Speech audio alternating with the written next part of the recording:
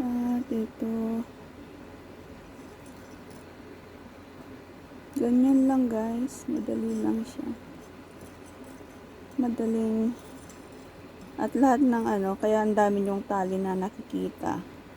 Pakita ko, remedyo lang yan. Ginawan ko lang ng paraan para mas madaling gawin. Tignan nyo ha, point, o diba, pinagyan ko na rin ng tissue para hindi masira yung string. Tapos ito sa baba.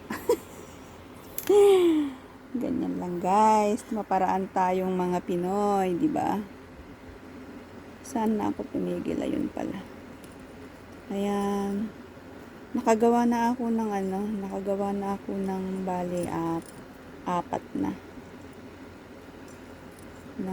bracelet. At medyo marami pa rin tayong gagawin, pero dahil Sunday ngayon at last week hindi ako lumabas, ngayon naman baka lalabas ako mamaya. Ayan siya guys.